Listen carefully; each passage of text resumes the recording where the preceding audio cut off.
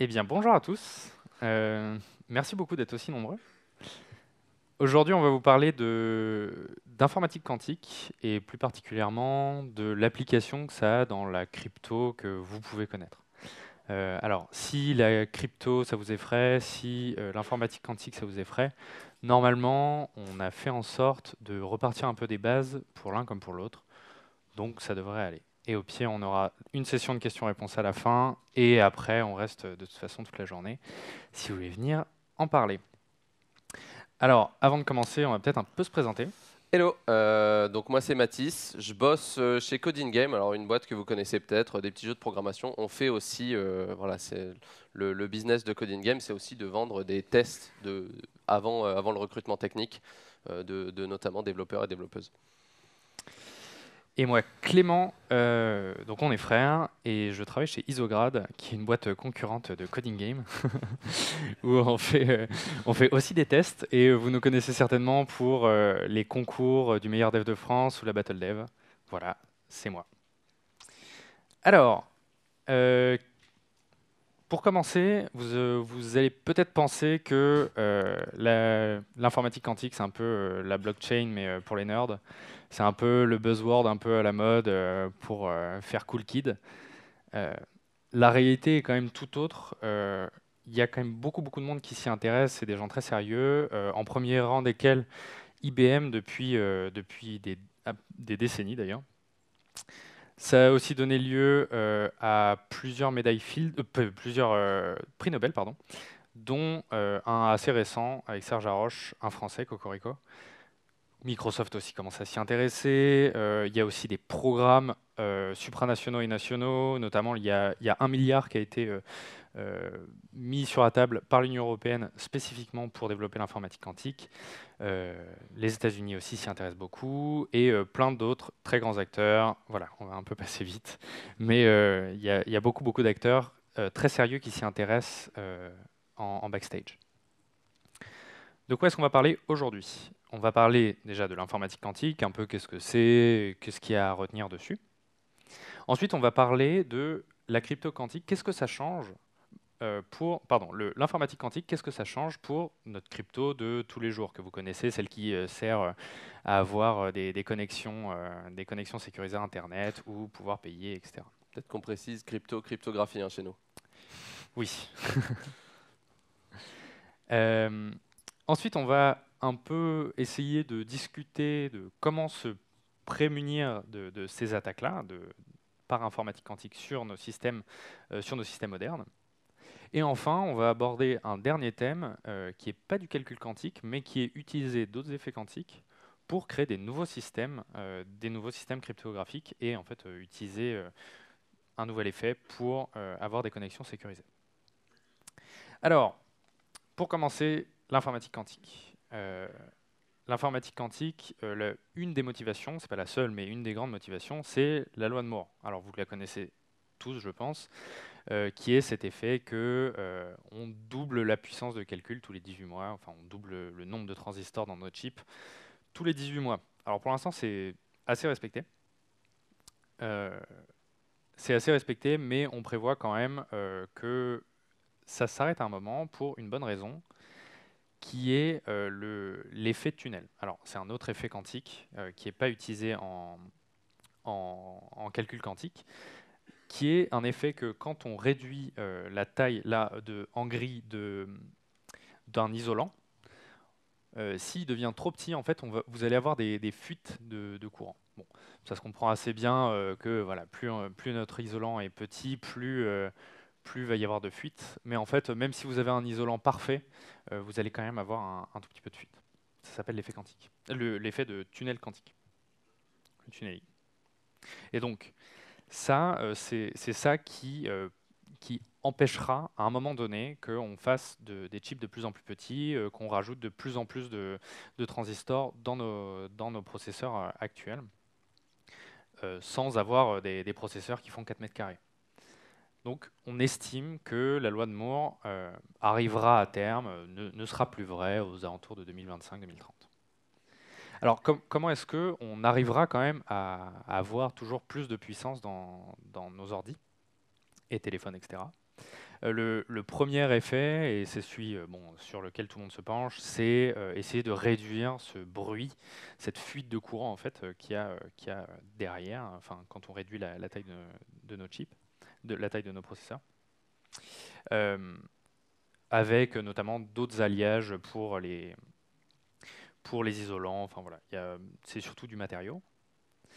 On peut faire aussi des puces plus complexes, et notamment vous avez peut-être entendu parler de transistors en 3D, alors qu'avant c'était en 2D. Voilà. Enfin, il y a plein de choses, plein de nouvelles idées pour essayer de garder un peu la même techno, mais en améliorant un peu pour réduire l'effet tunnel. Et le dernier point, c'est potentiellement essayer d'inventer une nouvelle techno complètement. Et donc là, on va se poser la question de est-ce que ça pourrait être le quantique. Donc bon, voilà, on utilise potentiellement l'informatique quantique pour détruire le tunneling quantique. Donc voilà, on utilise le quantique pour détruire le quantique. Alors rapidement, qu'est-ce que la différence entre classique et informatique quantique? Alors, s'il y a des gens qui sont déjà un peu familiers de ça, vous avez probablement, ou des spécialistes peut-être, vous allez probablement vous arracher les cheveux.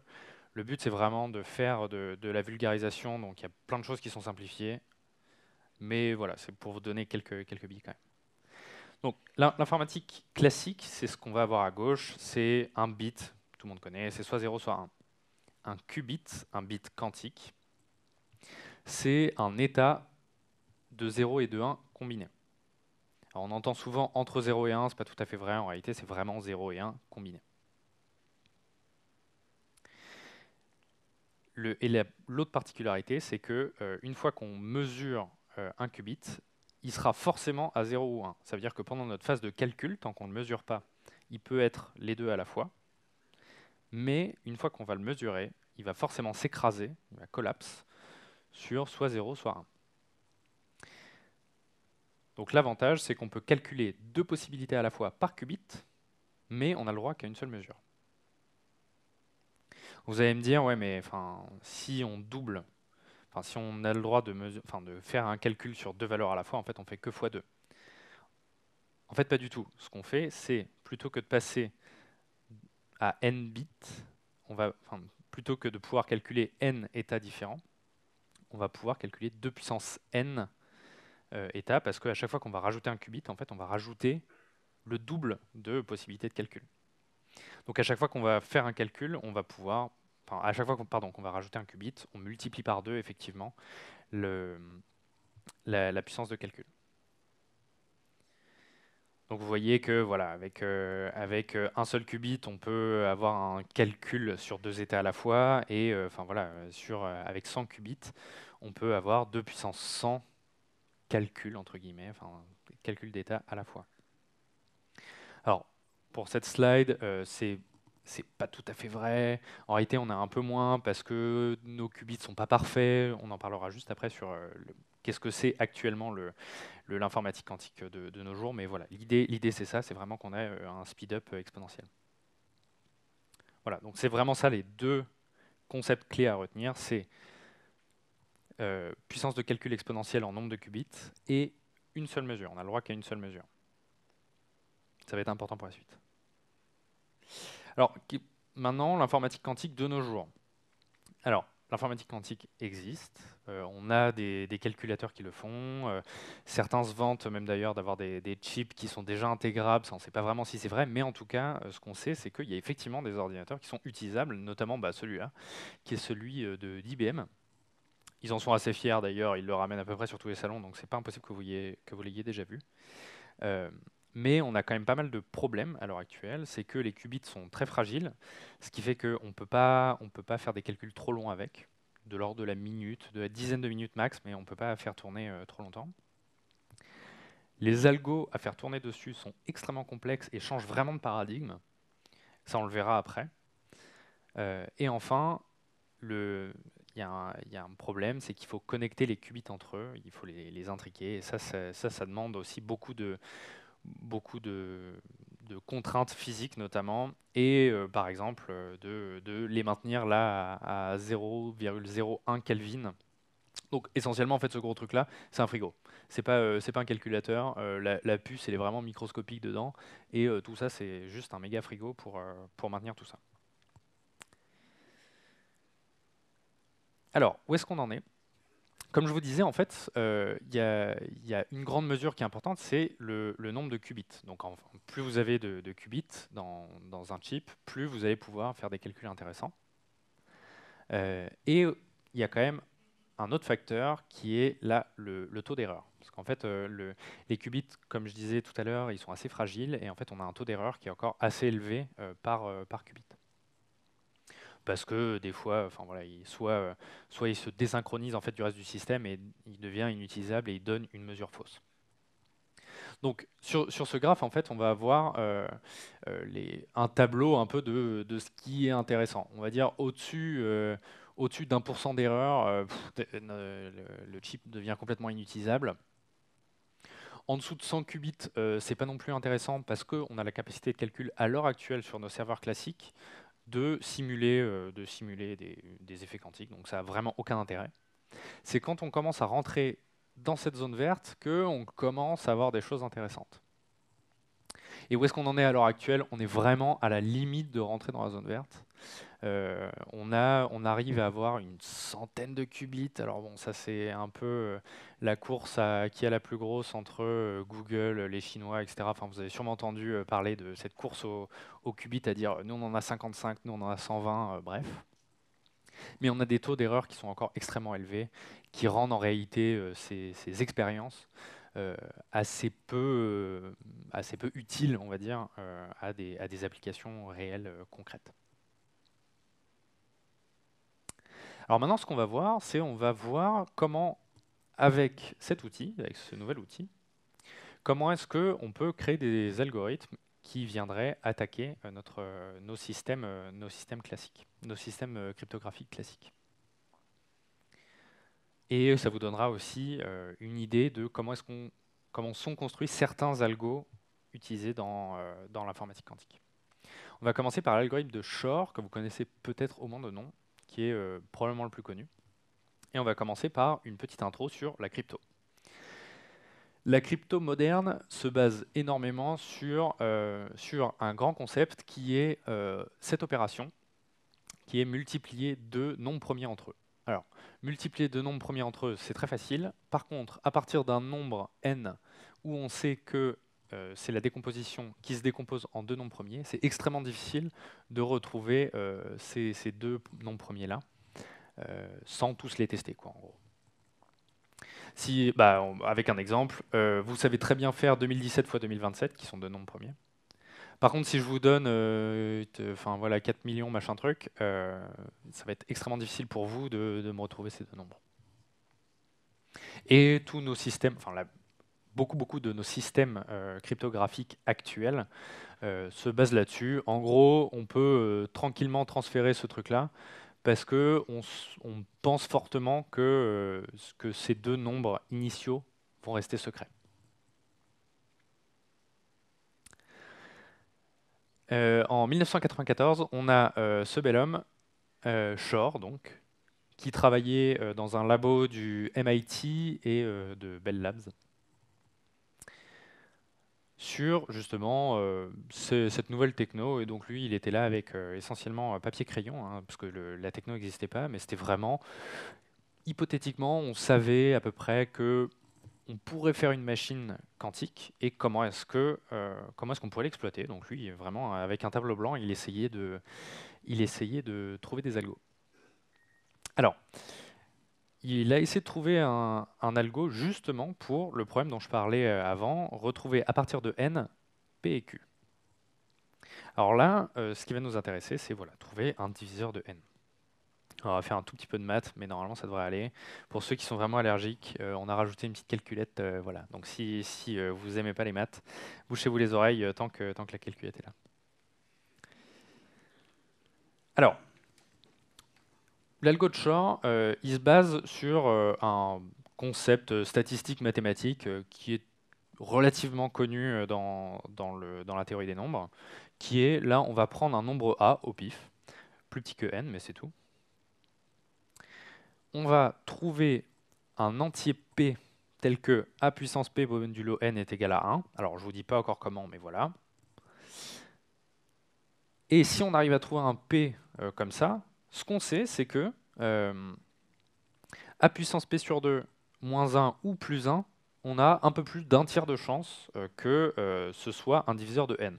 Bon, alors, je vous passe les détails statistiques, hein, mais voilà. On sait que si on arrive à trouver un P tel que on a ça qui est respecté, alors on a un tiers de chance. Donc en gros, si la première fois ça marche pas, on reprend un autre nombre A et on recommence le process jusqu'à ce que en fait ça marche, jusqu'à ce que un des deux soit un diviseur de n. Et ça, c'est vrai quel que soit le nombre n. Ça c'est vrai quel que soit le nombre n, effectivement. Donc, le gros problème en fait ici c'est l'étape 2. L'étape 2 en informatique classique, vous allez devoir tester tous les P, enfin tous les P plus petits que n, tels que, enfin voilà, et vous allez devoir tester ce truc-là et regarder si c'est égal à 1.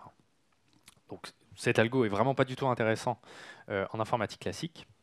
Cela dit, on a une méthode pour le faire avec l'informatique quantique. Alors, comment est-ce qu'on trouve ce A puissance P modulo n égale 1 ?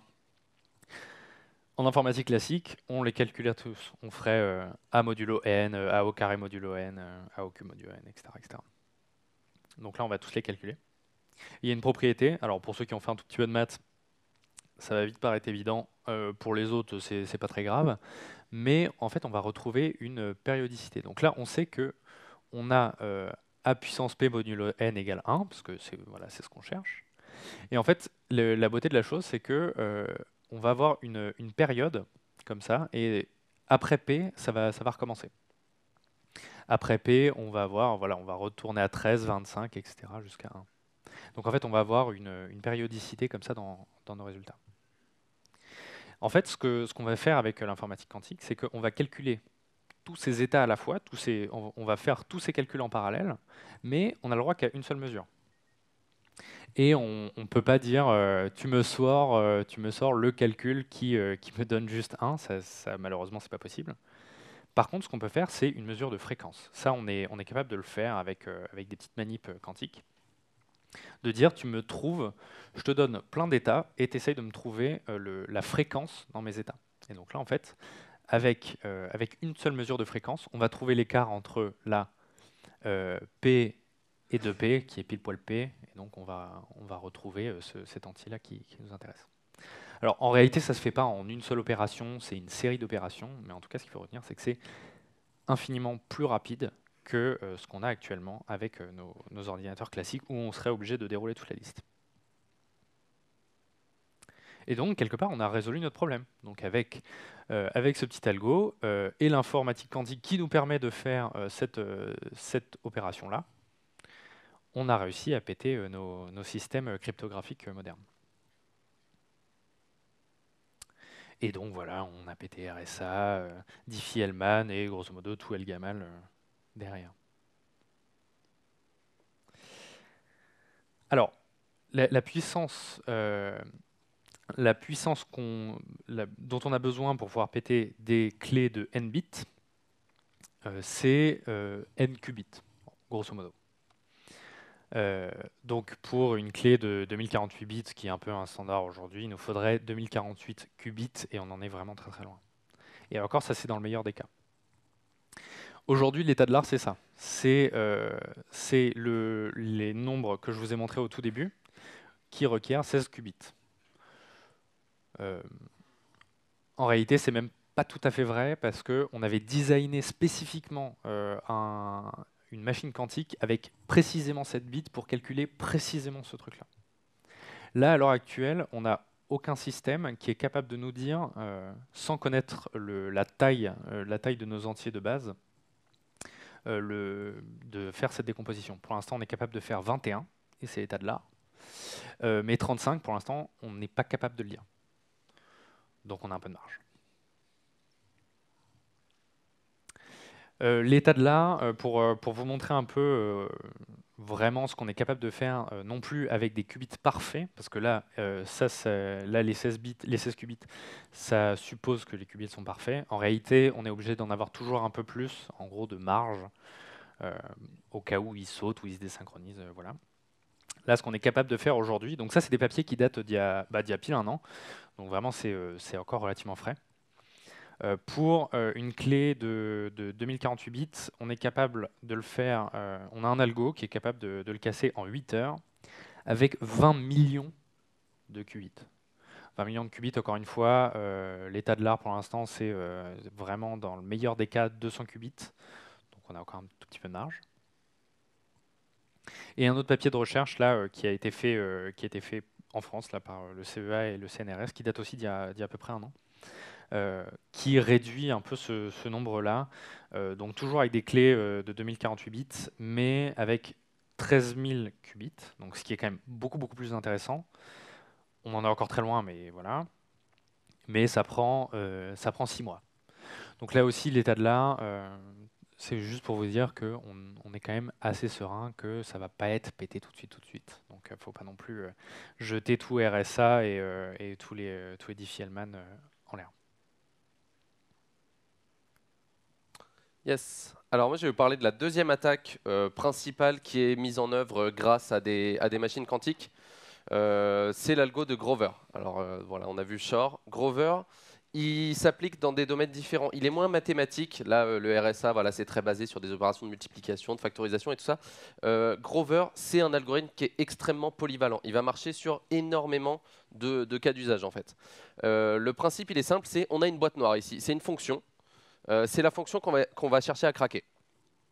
Cette fonction, ça peut être n'importe quoi qui est implémentable avec des portes logiques classiques, c'est-à-dire n'importe quelle fonction qu'on peut coder avec voilà, en Python, en Java ou que sais-je.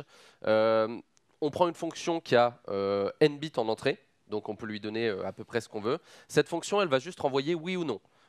Alors, l'idéal, c'est quand même que cette fonction, elle renvoie oui de temps en temps. Et l'algo de Grover, il va trouver très rapidement le bon input qui va faire en sorte que la fonction renvoie oui. Donc bon, dans plein de cas, quand c'est équilibré, les yes/no, on a juste à en tester au hasard. Mais s'il y a juste un peu une seule clé, quoi, vraiment une seule clé qui déverrouille le cadenas, quoi, donc sur un input à 10 millions de bits, qui est un seul input qui ressorte un oui.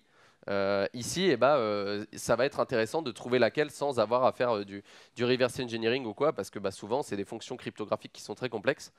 Donc, ça peut être utilisé pour faire du brute force grandement accéléré sur un espace de recherche donc, de K entités. Donc, par exemple, si on a 10 bits en entrée, ça nous fait un espace de recherche de 1024 états. Ici, ça va nous ramener un espace de recherche de taille racine de K. Donc seulement 32 possibilités. 32 possibilités pour trouver le bon output. Ça sert à pas mal de trucs, notamment dans la cryptographie. Ça peut servir à faire de la recherche donc, pour péter des clés privées, des clés symétriques. Donc, par exemple, on veut craquer une clé AES quelconque. Donc, on a intercepté un texte chiffré avec AES. On ne connaît pas la clé privée. On va coder une fonction. Cette fonction-là, donc la boîte noire, nous, on va la coder nous-mêmes. On va dire, cette fonction, elle va juste répondre yes/no à la question est-ce que la clé AES, qui correspond à l'input, donne un décryptage qui est correct. Et donc du coup, alors, de manière classique, un brute force, on va essayer plein de clés, on va toutes les essayer jusqu'à ce que on en trouve une qui par chance nous donne le bon décryptage et on a trouvé la bonne clé. Ici, Grover va faire exactement la même chose, mais beaucoup plus rapidement. Un autre truc qui peut être fait, c'est le craquage de hash. Donc notamment Bitcoin qui est basé là-dessus. Toutes les blockchains basées sur du proof of work vont globalement crever avec l'attaque de Grover quand on aura des ordis quantiques. Par exemple, voilà, la fonction qu'on implémente, c'est est-ce que le hash MD5 de tel input est égal à cet output-là qu'on cherche. Et donc ça permet de faire des attaques pré-image et donc de trouver l'input qui correspondait à un hash donné. Et donc ça, pareil, on peut le faire très rapidement avec l'attaque de Grover. Alors pour vous illustrer un petit peu, une attaque du coup sur, on appelle ça la sécurité n-bit. Donc par exemple, voilà, un système AES 256 a une sécurité de 256 bits. C'est-à-dire qu'on a 2 puissance 256 états possibles à tester si on veut la craquer de manière conventionnelle. L'attaque de Grover, elle va nous permettre de réduire cet espace de recherche à n sur 2 bits. Donc voilà, c'est de là que vient le racine de n. Donc typiquement des cryptosystèmes qui ont une sécurité de 256 bits, ils vont être en fait aussi vulnérables maintenant que des systèmes actuellement qui ont une sécurité de 128 bits. Donc c'est pas non plus dramatique. C'est-à-dire qu'il y a pas mal de cryptosystèmes et de choses comme ça symétriques qui vont survivre, mais ça reste quand même, on va devoir doubler la taille des clés pour garder un niveau de sécurité équivalent à ce qu'on a aujourd'hui. Mais voilà, donc certains trucs qui ont des tailles de clés fixes, donc notamment AES 128 qui va du coup devenir AES 64 entre guillemets. SHA-1 aussi, fonction de hash qui est super utilisée. Ça va pas faire l'affaire. Passer à SHA-256, AES 256 aussi. Là, on peut retrouver un niveau de sécurité à peu près convenable tant que l'adversaire utilise seulement l'algorithme de Grover. On ne sait pas, peut-être dans le futur, il y aura d'autres algos qui vont être implémentés pour ces systèmes-là en particulier, qui vont être beaucoup plus efficaces. Mais pour l'instant, sur ce domaine-là de la cryptographie, contrairement à RSA qui, lui, s'est complètement mort assez rapidement, là, on est quand même assez tranquille.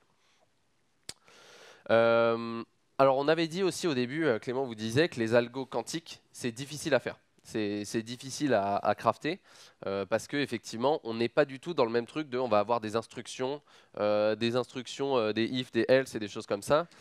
C'est pas des algos comme ça. Et notamment, en fait, la difficulté principale va être sur le fait qu'on a le droit qu'à une seule mesure. Et cette mesure-là, elle va être probabiliste. Alors, ah oui, j'avais oublié cette slide. Voilà, donc c'est une discipline qui est très nouvelle. Il y a peu de gens qui le font, peu de chercheurs qui bossent sur de l'algorithmique quantique. Là, actuellement, la recherche est plutôt sur développer des ordinateurs quantiques, parce que c'est ça qui est le plus intéressant, hein. Si on n'a pas d'ordi pour faire tourner ces algos, c'est quand même un petit peu con. Même si voilà, on peut commencer à faire des travaux un peu de pionniers sans avoir les machines, juste sur le papier. Shor et Grover l'ont fait, hein, ils n'avaient pas de machines quantiques sous la main. Donc oui, c'est ça. Et en fait, les algos quantiques, on peut les simuler, hein, sur des systèmes classiques. Vous pouvez installer Qiskit, QSharp, des choses comme ça sur vos ordis. C'est simulé sur votre CPU, dans la RAM. Mais voilà, on ne peut pas simuler des très très gros systèmes. Et donc voilà, on a ces conditions de fin très particulières qui vont être nécessaires. Alors vous vous rappelez que on a un petit peu cette superposition de tous ces états possibles, donc de tous ces 2 puissance n états possibles pendant notre calcul. Mais au moment de la mesure, on a le droit de mesurer qu'un seul état. Et donc en fait, chaque état possible va avoir un peu une probabilité d'apparaître dans le résultat final.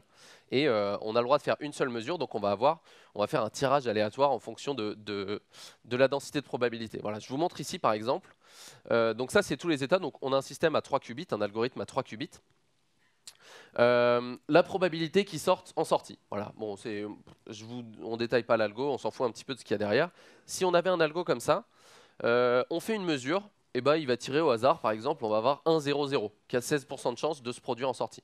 On reproduit exactement le même algorithme, on va avoir on va avoir un résultat qui est complètement différent. On a un éventail de possibilités de fin qui va être très très grand. Alors on peut mesurer cette densité de probabilité à peu près, on peut l'estimer en faisant des centaines et des centaines de tirages. On va pouvoir à peu près reconstituer ce tableau-là, mais il faut reproduire plein de fois l'algo et en fait cette distribution-là avec des systèmes avec un nombre de qubits énorme, ça va pas nous donner des résultats qui vont être intéressants. Le but en fait de designer des algos quantiques, il va falloir qu'on fasse des calculs. Alors c'est des opérations matricielles, des choses comme ça. Il faut que le calcul à la fin, il soit pointu, c'est-à-dire que qu'il y ait une pointe en fait, tout soit quasiment à zéro et qu'il y ait en gros la bonne réponse, qui ait une probabilité très forte d'apparaître.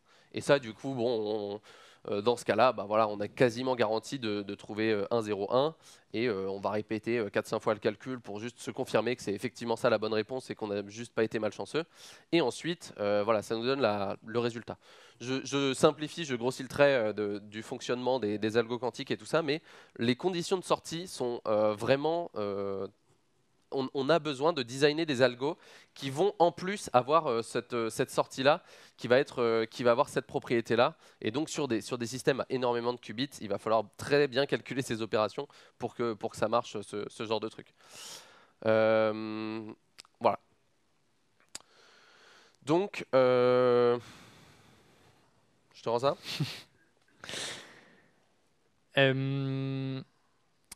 Ouais, donc là, la question, après avoir vu ça, c'est est-ce qu'il faut, encore une fois, est-ce qu'il faut paniquer? Bon, encore une fois, on a vu l'état de l'art qui était encore assez balbutiement dans la vraie vie, on va dire, donc ça va, mais est-ce que à court terme, il faut paniquer? Alors, la question vraiment, c'est est-ce que nos communications actuelles sont sécurisées? En fait, si on imagine un acteur qui a une très grosse capacité de stockage pour enregistrer toutes nos communications chiffrées, un peu de temps juste pour attendre d'avoir les algos et la bonne techno, et un peu d'argent pour voilà, injecter de l'argent dans la recherche quantique pour réduire un peu le temps. Potentiellement, toutes nos communications pourraient être déchiffrées dans quelques années, dans quelques décennies. Donc là, les messages que vous envoyez aujourd'hui en HTTPS et tout ça, potentiellement, dans 10 ans, on arrive à les déchiffrer en rétrospective. Voilà. Et ça, bon, quand même, il y a quelques acteurs qui ont ces caractéristiques-là. Voilà. Il y a quand même beaucoup de recherche qui est faite sur protéger, créer des nouveaux cryptosystèmes qui sont sécurisés vis-à-vis de ces nouveaux algos. Alors, il y a plein d'acteurs là-dedans, et c'est vraiment un champ de recherche extrêmement riche. Il y a des initiatives un peu globales comme Open Quantum Safe, il y a aussi un contest NIST. Après, il y a des acteurs privés comme AWS ou Dashlane qui se posent ces questions-là et qui essaient de créer des algorithmes qui tournent sur nos puces classiques, quoi, mais qui seraient sécurisés, qui ne pourraient pas être pétés avec Shor, Grover ou d'autres algos qu'on pourrait inventer. Alors ça existe déjà. Il y a eu, c'est une expérience qui commence à dater un peu maintenant, qui a plus de 2 ans. Il y a Cloudflare et Google qui ont designé un nouveau TLS, quoi, en gros, qui lui est résistant aux attaques classiques, enfin aux attaques quantiques justement, et qui ne demande pas beaucoup plus de ressources. Alors soit c'est des clés qui sont un peu plus grandes, soit c'est des handshakes qui sont un peu plus longs.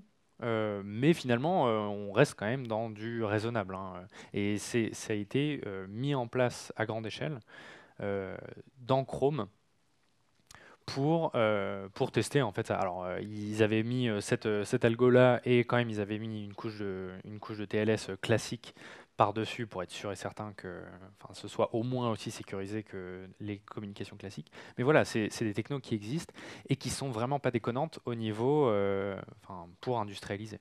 Et ça, c'est des algos qui tournent sur des ordinateurs classiques, hein, donc notre silicium à nous, les téléphones, les ordis et tout ça. C'est de la cryptographie qu'on peut faire chez nous, mais qui sont résistantes à même des attaquants quantiques. Donc c'est super important en fait, ce genre d'algo, et c'est ça dont on va avoir besoin dans les années à venir. Et pour finir, on va vous présenter... Bon, écoute, c'est ta partie, donc... Voilà, on va parler un petit peu. Alors là, ça va s'éloigner un petit peu du calcul quantique des ordinateurs et des qubits et tout ça. On va parler de vraiment télécommunication en utilisant des canaux qui sont interceptables. Parce que finalement, on considère que à l'heure actuelle, tous les canaux de communication sont interceptables, voire même interceptés si on est un peu parano. Voilà, quel que soit l'acteur qui se met entre deux, il faut du coup chiffrer ces communications pour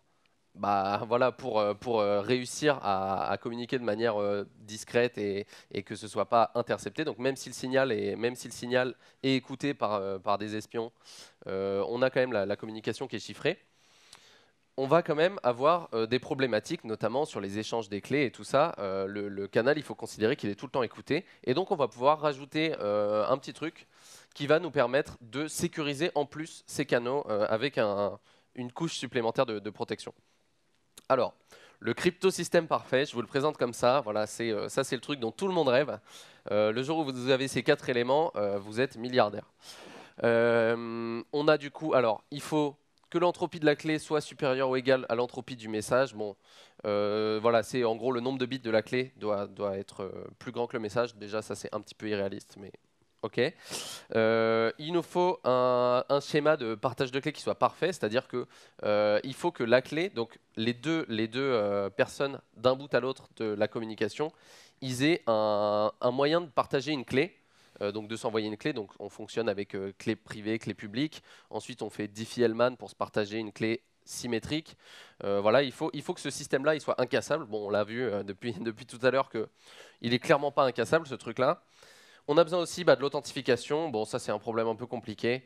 Et on a besoin aussi d'implémentation parfaite, donc c'est-à-dire pas de bug dans les devs. Voilà. Donc, entropie de la clé plus grande que l'entropie du message, ça existe déjà, ça s'appelle OneTimePad, c'est super facile. On fait juste un XOR de la clé et du message. Ça, c'est un cryptosystème parfait si la clé est sécurisée. Partager la clé, c'est un peu ça qu'on va creuser. L'authentification, donc vraiment certifier que notre interlocuteur est bien celui qui prétend être, ça c'est pareil, c'est assez compliqué. C'est très intéressant, mais on ne va pas en parler. Et l'implémentation parfaite, voilà, on est tous parfaits ici et on ne fait jamais de bugs dans nos codes. Surtout les devs de OpenSSL qui ne sont pas du tout abonnés à ce genre de truc. Alors, comment est-ce qu'on partage du coup des clés? Alors, on a deux manières de s'envoyer une clé, d'envoyer une clé à un de ses amis ou à un serveur quelconque pour faire du chiffrement sécurisé. Alors, actuellement, on a RSA, mais RSA, c'est vraiment juste dans l'initialisation du protocole. Les clés publiques, clés privées, tout ça, c'est assez lent. On peut chiffrer que des petits volumes de données à chaque fois. Donc, on va avoir tendance à passer sur des cryptosystèmes symétriques. Donc, on a deux manières principales de s'envoyer des clés. Soit on a ce qu'on appelle la pre-shared key. Donc la PSK, c'est en gros, chacun connaît déjà le mot de passe d'avance. Donc par exemple, on se donne rendez-vous dans un café, on s'échange des disques durs de main en main pour avoir chacun les clés privées, etc. Alors ça, c'est très peu applicable. Dans certains très rares cas, ça le fait. Par exemple, le mot de passe de votre Wi-Fi, c'est une pre-shared key. Le routeur, il a le mot de passe, vous avez le mot de passe.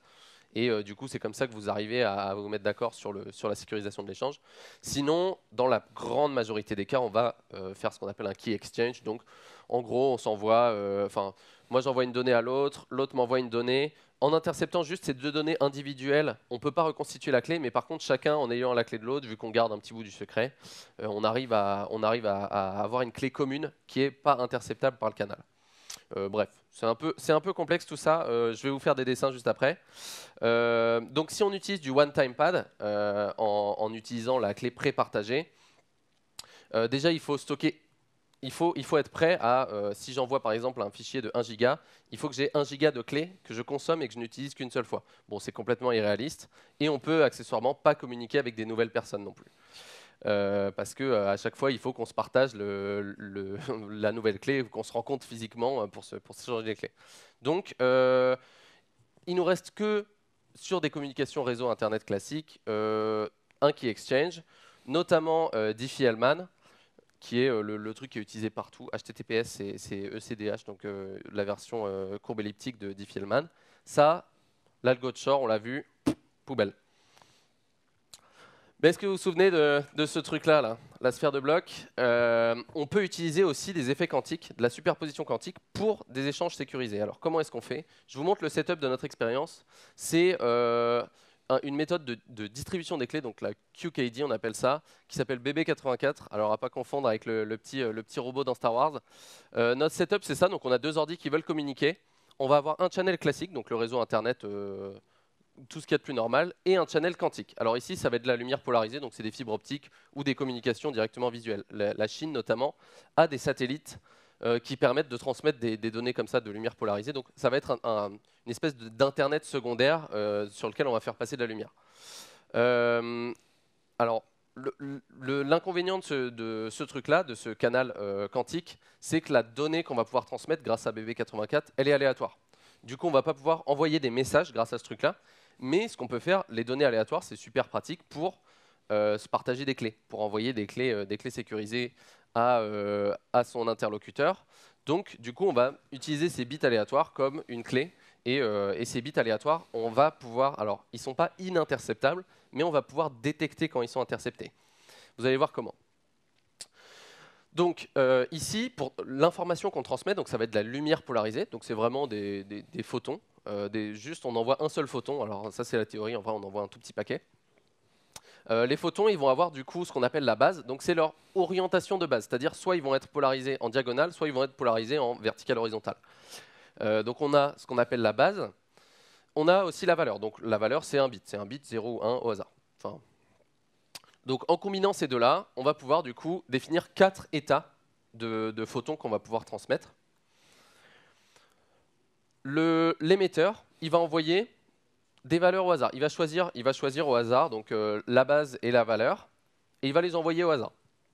Le récepteur, il connaît pas, alors, il connaît rien du tout de ce qui a été envoyé, et il va mesurer.